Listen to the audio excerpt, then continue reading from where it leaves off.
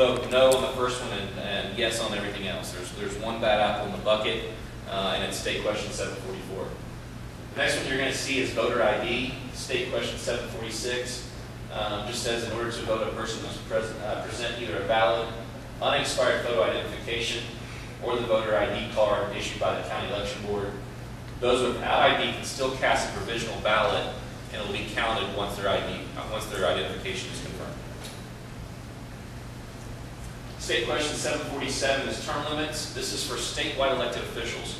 Currently in Oklahoma, we have term limits for the legislators, 12-year term limits for combined for the House and the Senate. The governor is term limited to 2 terms, a total of 8 years. What this would do, this would set term limits for every other statewide elected official, meaning lieutenant governor, corporation commissioners, auditor, superintendent, insurance commissioner, and so on and so on. State Question 748 deals with redistricting. If the legislature fails to draw up a district map, which they've already started working on that process, in terms of getting ready, obviously they won't know until the census is done. Following the census, the 7-person apportionment commission will do so. So if the legislature can agree and draw up a district map, then this commission will do so. The commission will have 7 members instead of the current 3. Lieutenant governor will have the commission, and then the 6 members will be appointed by the governor, speaker, and pro tem. Each one must nominate 1 Democrat and 1 Republican. May I ask a question Yes. about that one? In the census, it's taken in the redistricting, will LA be counted in it? Will we be redistricted according to all people residing here? I don't think so. I don't know why that would happen. Yeah. The census goes to as many methods as we force them to go to not count illegals, so they are not counted in the district. Okay. Yes. This, each must nominate 1 Democrat and 1 Republican. Is that just for this census, or is that like everything? That's for the commission. Currently, there's only 3 people that serve on the apportionment commission. What this does is it changes it to 7. The lieutenant governor serves as the head, and then the governor, speaker, pro tem each nominate 1 Republican and 1 Democrat. This was something that was filed to make the process a lot fair if they can't agree on a district map. But I mean, does that stand for this census or from now on? From now on, unless they change it. Oh, good, because there's got to be some way to change it, because we may not always have Democrats and Republicans. You see how things That's true. I mean, they'll have to address that in the future, but at least for right now, and obviously with the 10-year window between each, this could very well change before the next census. Good point. State Question 750 deals with ballot access. Oklahoma is an initiative petition state, meaning that if you don't like something that's going on, you can gather enough signatures, get them verified, and put something on the ballot. What this does is that every 2 years, the percentage of signatures that you have to collect to put something on the ballot changes dramatically. And the reason it changes is because it's based on a percentage of the gubernatorial election and the presidential election. Well, we all know that more people vote during a presidential election year, and so the percentages to collect, or the percentage of signatures that you have to collect, skyrockets when it's based on the presidential election and not the gubernatorial election. So to make it a lot easier for people to file initiative petitions and to make it where it's streamlined for 4 years instead of changing every 2 years, what this does is it takes away the presidential election, and it's only going to be based on the gubernatorial election every 4 years on the percentage of signatures. Did I explain that? Everyone? Okay. Does this affect at all, is it only initiatives or does it affect all candidates, how many signatures candidates? No. State Question 751 deals with English language, requires all official actions of the state to be conducted in English. It does not prohibit the use of tribal languages. It also states that no lawsuit based on state law could be brought on the basis of the state agency's failure to use a language other than English, nor could such a lawsuit be brought against any political subdivisions of the state. So just because we're not putting driver's license manuals in Spanish doesn't mean that they can file a lawsuit against the state because we don't do that. State question 752 deals with the Judicial Nominating Commission. We increased the commission by 2 members. Currently, the commission has 12 members, 6 lawyers, 6 non-lawyers. What this does is put 2 more non-lawyers on the Judicial Nominating Commission. These are the people that send names to the governor for him to appoint for district judges, special judges, and so forth, everyone that's appointed by the governor. Who appoints that commission? The Does commission- governor appoint those? The commission itself is the lawyers are decided by the Bar Association, and the non-lawyers are decided by the elected officials. State question 754 deals with state spending. This is what we talked about earlier. This is the one in contrast to 744. Would not allow mandates for predetermined formulas on legislative appropriations.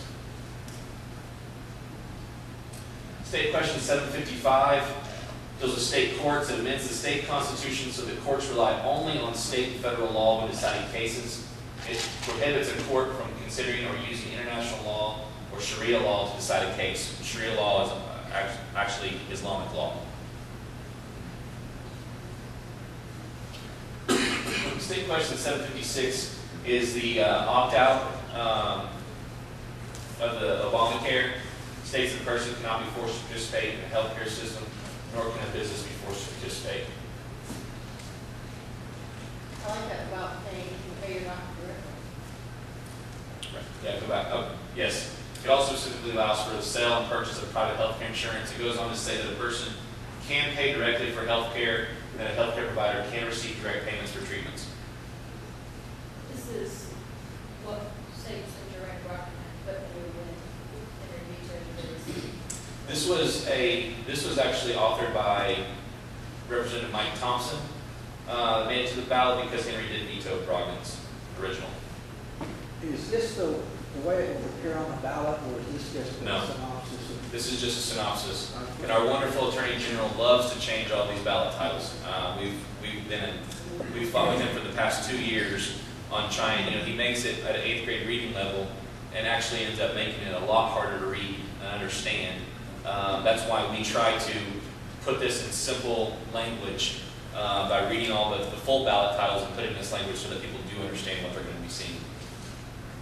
And again, we're going to have this on our website, ofrg.org, so you can print this off before you go to the ballot or the polls in November. 757 deals with the rainy day fund. Currently, we put 10% of money appropriated the previous year into the rainy day fund. Anything over the certified amount, proving this question would raise that 10% to 15%. So we'd be putting more money into the rainy day fund.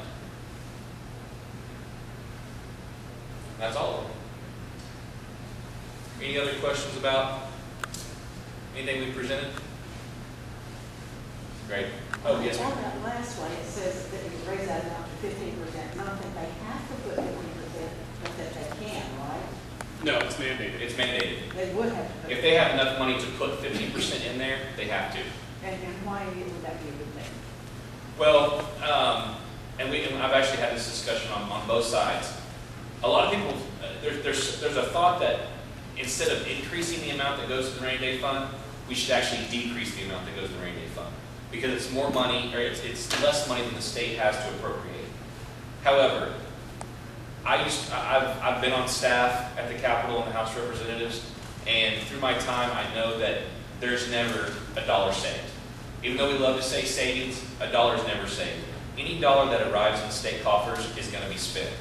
And so for us to put it into a constitutional reserve fund and limit the ability of them spending that money in cases of emergencies, which are defined by law, those emergencies are defined, which are pretty strict, then I think it's a lot harder to get the 5%. So if I can't get the 5%, I'd much rather have the 15% and put more money into a reserve fund. Then that's less money than they can actually spend annually, year after year. That's my personal opinion. The other side is that you put less money into the rainy day fund, then it's going to be less savings. But what I'm here to tell you is that they don't save. every dollar that's in the coffer is spent by the state of Oklahoma. If they have extra money, they're gonna In spend other it. words, the 10% that's supposed to be there right now is actually clear. Well, we have a shortfall right now, so we can't put any money into the rainy day fund because we're not over our certified collections. So if we get certain money, the state treasurer puts estimates out, and then we bring money in, the state equalization board certifies those amounts. Well, anything over that certified amount that comes in is put into the rainy day fund at a cap of 10%. So what this does is raise it to 15%. Well, right now we're in a huge budget shortfall, so there's not going to be any money that goes to the rainy day fund.